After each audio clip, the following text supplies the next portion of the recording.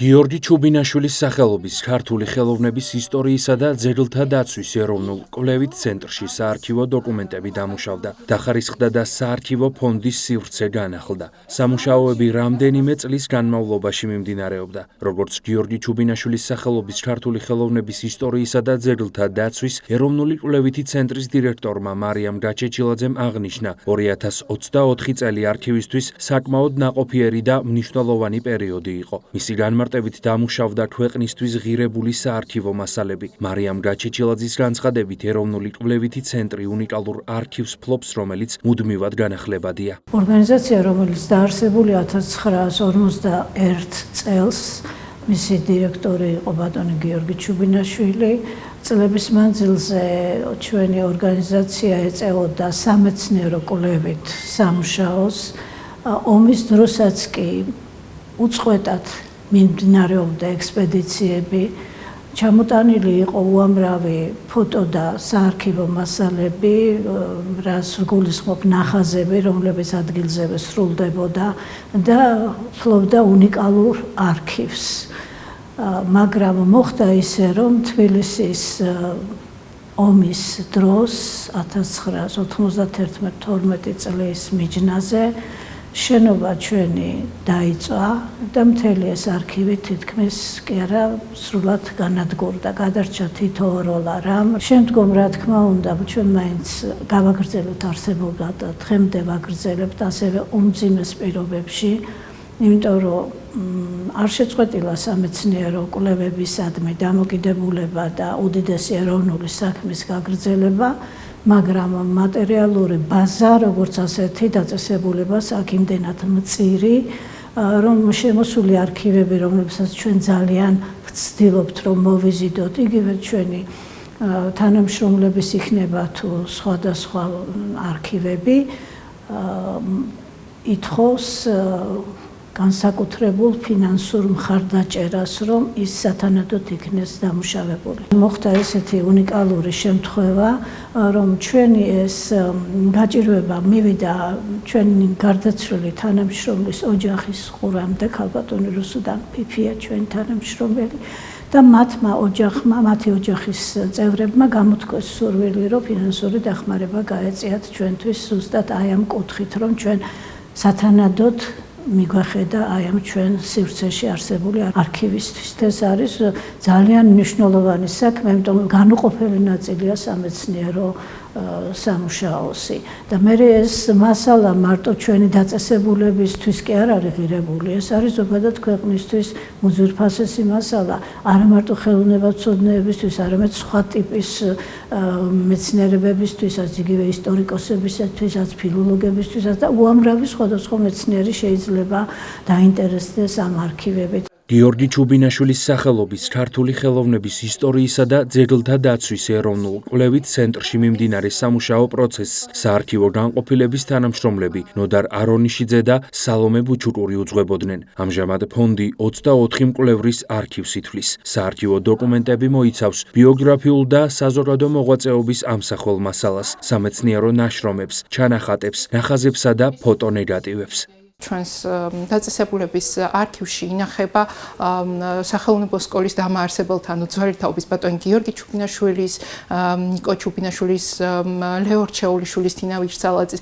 და სხვათა გამოჩენილ ხელოვნებაცოდნეთა პირადი არქივები, ასევე უკვე შემდგომი თაობის ბატონი დიმიტრი თუმანიშვილის, იუზა ხუსკივაძის, რომელიც უკვე ჩემი თაობის მასწავლებლებს წარმოადგენენ გიორგი ჩუბინაშვილის პირადი არქივის ნაწილი ინახება ხელნაწერთა ეროვნულ ცენტრში.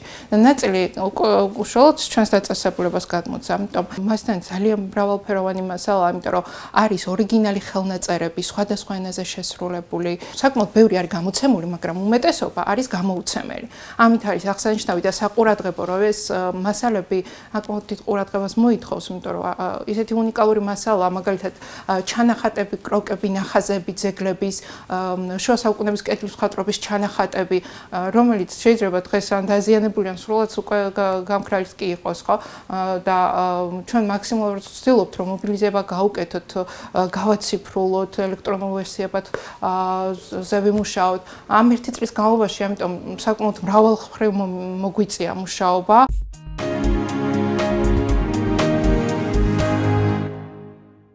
კერატოკონუსი არის თვალის წინა, გამჭვირვალე, სფერული და ოპტიკურად ყველაზე ძლიერი გარდატეხის მქონე ნაწილის, რქოვანა გარსის ორმხრივი და პროგრესირებადი დაავადება, რომლის დროსაც რქოვანად ხელდება, არათანაბრად გამოიზნიქება წინ და კონუსისებრ პროფილს იღებს. რქოვანას ფორმისა და სისქის ცვლილება მის ოპტიკურ და გარდამტეხ თვისებებსაც ცვლის, რაც საბოლოოდ მხედველობის მნიშვნელოვანი გაუარესების მიზეზი ხდება. კერატოკონუსის გამომწვევ მიზეზებსა და მკურნალობის თანამედროვე მეთოდებზე გვესაუბრება ოფთალმოლოგი ნინო დვალი. კერატოკონუსის გამომწვევი ერთი ფაქტორი უცნობია, თუმცა არსებობს გენეტიკური წინასწარ-განწყობა და ასევე მნიშვნელოვანია გარემო ფაქტორები, მაგალითად, თვალების მოსრესა, ზოგადი ალერგიული ფონი, ასევე თვალის ზედაპირის დაავადებები, როგორც არის მშრალი თვალის სინდრომი. მნიშვნელოვანია აღინიშნოს, რომ მაღალი ულტრაიისფერი გამოსხივების ლოკაციებში ცხოვრება, როგორც არის საქართველოს რამდენიმე რეგიონი, ასევე არის რისკ ფაქტორი კერატოკონუსის განვითარებისთვის. კერატოკონუსს აქვს 4 სტადია და მკურნალობა ხდება ინდივიდუალურად, გააჩნია რომელი სტადია აქვს დიაგნოსტირებული პაციენტს. ზოგადად მკურნალობა შეგვიძლია დავუყოთ 2 ეტაპად. პირველი ეს არის დაავადების პროგრესირების გაჩერება, ხოლო მეორე არის მხედველობის კორექტირება, როცა უკვე დაავადება არის გაჩერებული. ასევე ძალიან მნიშვნელოვანი აღინიშნოს, რომ კერატოკონუსი არის უპირატესად ახალგაზრდა ადამიანებს დაავადება, რადგან სიმპტომები თავს იჩენენ 15-დან 30 წლამდე ყველაზე ხშირად. დაავადება კი პროგრესირებს 40 წლამდე. 40 წლის მერე ის ძირითადად უკვე თავისით ჩერდება და ჩვენი მიზანი არის, რომ შევაჩეროთ დაავადება იმ სტადიაზე, როცა მხედველობა არის მაქსიმალურად მაღალი და შეგვიძლია მისი კორეგირება ქირურგიული ან სკლერალური ლინზებით. პირველი სტადიის კერატოკონუსისთვის გამოიყენება მსოფლიოში უკვე აპრობირებული და ძალიან უსაფრთხო მეთოდი, ეს არის რქოვანას ულტრაიისფერი სხივებით დასხივება, cross-linking-ი. ეს მეთოდი არ აუმჯობესებს მხედველობას, მისი მიზანი არის, რომ შეაჩეროს დაავადება და გააშაშოს რქოვანა იმ პოზიციაზე, როგორიცაც არის კერატოკონუსის დიაგნოსტირების დროს. დაავადების მეორე ან მესამე სტადიაზე ძალიან ეფექტურად გამოიყენება ინტრასტრომალური რკალები. ეს არის ბიოთავსებადი მასალისგან შექმნილი რკალი, რომელიც იმპლანტირდება რქოვანას სისქეში. ერთი ან ორი რკალის იმპლანტაცია ხდება, გააჩნია პაციენტის მდგომარეობას. იმასთან ერთად, რომ ეს მეთოდი აჩერებს დაავადების პროგრესირებას, ზოგ პაციენტში ის აუმჯობესებს მხედველობას. დაავადების მეოთხე სტადიაზე, როცა რქოვანა არის ძალიან გათხელებული, მასში არის უკვე სტრუქტურული ცვლილებები და ასევე მხედველობა არის ძალიან დაბალი, ან არსებობს რქოვანის გახვრეტის რისკი, მაშინ გამოიყენება შრეობრივი ან გამჭოლი კერატოპლასტიკა. როდესაც კერატოკონუსის პროგრესირება უკვე შეჩერებულია რომელიმე მეთოდით, მხედველობის კორექციისთვის შეიძლება იქნას გამოყენებული როგორც თვალში და ფაკიური ლინზის იმპლანტაცია, ასევე სკლერალური კონტაქტური ლინზები. ოფთალმოლოგმა დიაგნოსტიკის მნიშვნელობაზეც ისაუბრა, როგორც მან აღნიშნა, სწორი დიაგნოზი წარმატებული მკურნალობის ერთ-ერთი გადამწყვეტი ფაქტორია. სპეციალისტმა დაავადებასთან დაკავშირებით მოქალაქეებისთვის გარკვეული რეკომენდაცია გასცა. კერატოკონუსის არსებობაზე ეჭვის მიტანა შეიძლება პირველადი სრულყოფილი ოფთალმოლოგიური გამოკვლევით. ხშირად ის ერევათ ასტიგმატიზმში, ამიტომ ზუსტი დიაგნოსტირებისთვის მნიშვნელოვანია, რომ გაკეთდეს რქოვანას კომპიუტერული ტოპოგრაფია. ეს არის სწრაფი, არაინვაზიური, მაღალტექნოლოგიური გამოკვლევა, რომელიც გვაძლევს ინფორმაციას რქოვანას სისქეზე, გარდამტეხ ძალაზე და ასევე ბევრ სხვა ნიუანსზე, რომლითაც შეგვიძლია დავსვათ კერატოკონუსის დიაგნოზი პრეკლინიკურ სტადიაზეც კი, როდესაც პაციენტს ჯერ კიდევ არ აქვს გამოხატული სიმპტომები. რადგან საქართველო არის ენდემური კერატოკონუსისთვის, მნიშვნელოვანია, რომ პაციენტებმა, ვისაც ხშირად უწევს სათვალის ნომრის ცვლილება, აქვს მშრალი თვალის სინდრომი ან თვალის ზედაპირის ნებისმიერი სხვა დაავადება, დროულად მიმართოს ოფთალმოლოგს სრული კვლევისთვის, რადგან მას შეიძლება ჰქონდეს კერატოკონუსი ან იყოს მაღალი რისკის ჯგუფის ქვეშ და ჭირდებოდეს ძალიან ახლო მეთვალყურეობა, 2 ან 3 თვეში ერთხელაც კი, განსაკუთრებით თუ საუბარი გვაქვს მოზარდზე ან ბავშვზე. ოფთალმოლოგის განმარტებით, პაციენტმა, რომელსაც აქვს მშრალი თვალის სინდრომი, თვალის ზედაპირის ნებისმიერი სხვა დაავადება ან ზოგადად გამოხატული ალერგიული ფონი, არ უნდა მოისრისოს თვალები. ნინო დვალის თქმით, თვალის მექანიკური დეფორმაცია ხშირად ბიძგს აძლევს კერატოკონუსის განვითარებას იმ პაციენტებში, რომლებსაც უკვე აქვთ წინასწარი მიდრეკილება ან გენეტიკური განწყობა ამ დაავადებისადმი. როგორც მან აღნიშნა, ასევე გასათვალისწინებელია ეს რჩევა იმ პაციენტებისთვისაც, რომლებსაც ჩატარებული აქვთ ლაზერული კორექცია ან რქოვანის ფორმა შეცვლილი აქვთ მკურნალობის დროს. სპეციალისტის განცხადებით, ამ პაციენტებს მომატებული რისკი აქვთ იმისა, რომ თვალის მოსრესის დროს დააზიანონ თვალის ზედაპირი და რქოვანა.